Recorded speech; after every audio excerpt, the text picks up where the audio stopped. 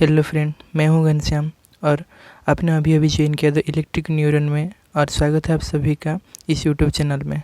तो आज हम जो टॉपिक डिस्कस करने वाले हैं वे कुछ problem related to your short transmission line. तो शॉर्ट ट्रांसमिशन लाइन का एक प्रॉब्लम डिस्कस करेंगे। ये very important to your university exam and your competitive exam like SSC and railway exam. तो ये जो फार्मूला है, फार्मूला को आप पहले याद में रख लेना चाहिए ताकि आपको ये इजी होगा कैलकुलेशन करने में प्रॉब्लम को। तो चलिए देखते हैं प्रॉब्लम। तो दिस इज योर प्रॉब्लम। तो ये शॉर्ट ट्रांसमिशन लाइन का प्रॉब्लम है। इनपुट हुए single phase short line in the figure 5.6 there is a figure, here is your figure, there is a input voltage Vs and the line resistance R, line reactance X and the load that is 3 kilovolt load. In the 2000 kilowatt of sending in voltage and 0.8 lagging power factor, इसका power factor lagging है और 0.8 है। The line has a series impedance of 0.4 ohm resistance and 0.4 ohm reactance है। तो इसको मिला कर हम क्या फाइंड करेंगे, ये इम्पीडेंस। तो इम्पीडेंस है 0.4 plus j 0.4 ohm. If the load voltage is 3 kilovolt, it is given that 3 kilovolt is your load and find the load and receiving end power factor. load मतलब कि पावर निकलने के लिए वाला है और ये receiving end power factor cos phi क्या है और सप्लाइंग वोल्टेज Vs फाइंड करने के लिए बोला है। तो चलिए देखते हैं उसका कैलकुलेशन। तो यहाँ देखिए सेंडिंग एंड रिएक्टिव पावर क्या हो जाएगा, रिसीविंग एंड रिएक्टिव और active power plus active reactive line losses. जो लाइन में लॉसेस हो रहा है किस लिए, रेजिस्टेंस एंड रिएक्टेंस के लिए, प्लस उसका reactance losses plus the output power add कर देने से क्या हो जाएगा, सेंडिंग एंड पावर हो जाएगा। एक्टिव और रिएक्टिव पावर जो भी आप कैलकुलेशन करेंगे वही। तो देखिए एक्टिव पावर के लिए क्या है, cos फाई मल्टीप्लाई होगा Vs into y cos phi, that is equal to loss, that is I square R is your loss from the resistance drop in here, the resistance drop, and it is your receiving end voltage, that is active power VR into I cos phi R। उसी तरह for reactive power Vs into I sin phi S। Active power के लिए sin phi S multiply करना पड़ेगा source voltage and current के साथ। That is equal to receiving end voltage into receiving end current sin phi R plus I square X। X किस लिए, क्योंकि ये रिएक्टिव पावर लॉस कर रहा है इन द X रिएक्टेंस में। तो ये जो है I सेम किस लिए, क्योंकि हमारे शॉर्ट ट्रांसमिशन लाइन में capacitance does not form in the line between two neutral and the phase.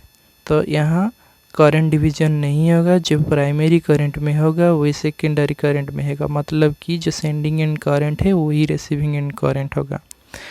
तो स्क्वायर कर दीजिए both the equation 1 and 2 and adding and simplifying. तो स्क्वायर करके ऐड कर दीजिए तो आ जाएगा हमारा, देखिए साइन स्क्वायर थीटा प्लस का square theta that is equal to 1। We have already know in the 10th exam और 10th और 9th standard. So Vs in Vs square in plus, देखिए ये जो है Vs Is इसी का स्क्वायर कर दीजिए अभी और Vs I स्क्वायर कर दीजिए तो आ जाएगा Vs square into I square, क्योंकि Vs into Vs Vs square and I into I square और का square plus sine square that is equal to 1। उसी तरह इसी को स्क्वायर करके ऐड कर दीजिए तो आ जाएगा V square I square plus 2 V square, this is your V square into I square into I R cos phi R, that is your active and it is your reactive, और this term is here। तो Z क्या हो जाएगा अभी, Z is equal to R square plus S square, क्योंकि Z is equal to root over of अभी Z square is equal to R square plus X square है, तो are में 0.4 पुट कर दीजिए, आर में 0.4 पुट कर दीजिए यहाँ, और एक्स में भी 0.4 पुट कर दीजिए, क्योंकि यहाँ 0.4 एंड 0.4 है एक्स एंड आर। तो पुट कर देकर ये स्क्वायर कर देने से both the side you will get 0.32। और if you want to find Z then root over of that, so ये आ जाएगा something, you calculate that one. So B S into I किस लिए हम फाइंड कर रहे हैं, क्योंकि बी एस इंटू आई को हम मल्टीप्लाइंग करेंगे cos फाई एस, तो ये एक्टिव पावर आ जाएगा, और इसी में sin फाई एस मल्टीप्लाई कर देंगे तो रिएक्टिव पावर आ जाएगा। तो देखिए हम ये फार्मूला जानते हैं P is equal to V I cos phi, तो यहीं से भी आई ले जाएंगे तो क्या आ जाएगा P, और that convert this to multiply 1 by cos phi और in the denominator side, so V I is equal to P divided by cos phi हो जाएगा। तो पावर क्या है हमारा 2000 था और किलो वाट में है, तो किलो को हटा देकर हम क्या कर रहे हैं 10⁻³ मल्टीप्लाई कर दे रहे हैं, और कॉस फाई क्या दिया गया है 0.8, that is lagging power factor, multiply कर दीजिए, तब आ जाएगा 2500 इंटू 10⁻³। तो अभी ये है आपका क्या बी एस इंटू आई, तो यहाँ cos फाई एस मल्टीप्लाई कर दीजिए। cos फाई एस कहाँ से पाएंगे, देखिए cos phi s is equal to 0.8 दे दिया है यहाँ, तो यहाँ मल्टीप्लाई कर दीजिए 2500 इंटू 10⁻³ में मल्टीप्लाई कर देने से 2000 इंटू 10⁻³ आ जाएगा। उसी तरह साइन फाई एस कैसे निकालते हैं, देखिए फाई एस को हम इधर रख दीजिए और कॉस जो है उसको राइट हैंड साइड में ले लीजिए, तो आ जाएगा कॉस का इन्वर्स 0.8, तो दैट इज इक्वल टू 36.86, और this phi s will be put here, then sine phi s is equal to 0.59, तो 0.59 को हम 6 भी लिख सकते हैं, तो 6 लिख दिए, तो 0.59 को और हम लिख सकते हैं 6, तो दैट 6 विल बी मल्टीप्लाई 0.59 को हम लिख सकते हैं 0.6, तो 0.6 को यहाँ मल्टीप्लाई कर दीजिए इसके साथ 2500 10⁻³ so after multiplying 2500 10⁻³ into 0.6 then you will get 1500 into 10⁻³ from the equation 1 and 2. In this equation, let me erase first.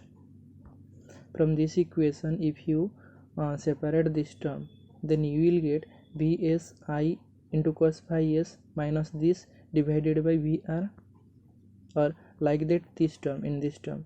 So put the value of vsi cos phi s or r ka value, then you will get this. So after putting this you will get this 2000 into 10⁻³ minus 0.4, that is r into I square divided by that is 3000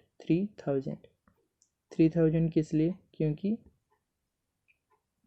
इधर cos phi r,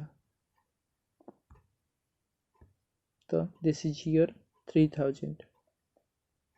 So like that I sin phi r is equal to 1500 into 10⁻³ minus 0.4 I square divided by 3000. This is your equation 4 and 5.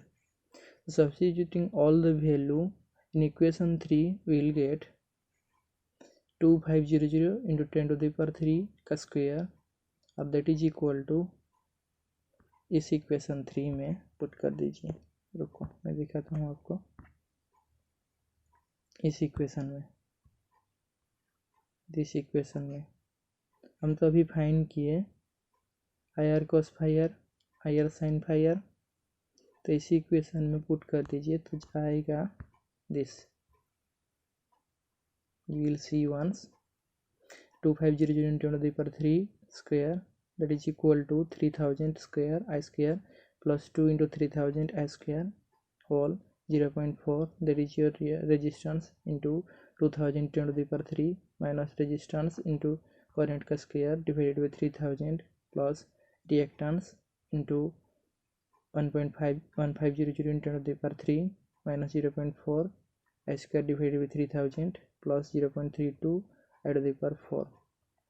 Simplifying, you will get that I to the power 4 here 0.32 into I to the power 4 minus 11 by simplifying this 11.8 into 10 to the power 6 I square plus 6.25 into 10 to the power 12, that is equal to 0, which upon solution I will get 725 ampere. So this is your one thing you will find, that load current. Or one thing he is asking about the cos phi r, that is power factor. So substituting I in the equation IV, in this equation put this I, what is I? 725 put here, then you will get, or put here, then you will get cos phi r, the value of cos phi r. The cos phi r is equal to 0.82. उसी तरह load P R is equal to V R into I cos phi R, तो V R is equal to 3000, क्योंकि 3 kilo volt दिया गया है, इधर देखिए 3 kilo volt, so 3000 into current 725 into cos phi r, that is equal to 0.82. Put all those value and multiply this, then you will get 1790 kilowatt. Like that, we know Vs is equal to from this formula Ps divided not V into I cos phi, that is equal to 2000, that is equal to power Ps, or Vs is equal to Ps divided by I cos phi s. From that formula only put the value of Ps, that is 2000, divided by I, that is 725, divided by cos phi, that is 0.8, and putting all those value you will get 3.44 kilovolt. So it is your supply and voltage. So all things are calculated. So source voltage is 3.44 kilovolt, your power factor is 0.82, and your current is 725 ampere. So all those requirement quantity are calculated by us. So for today that's it. On the next day we will see about some theory concept of this power system. So thank you for watching.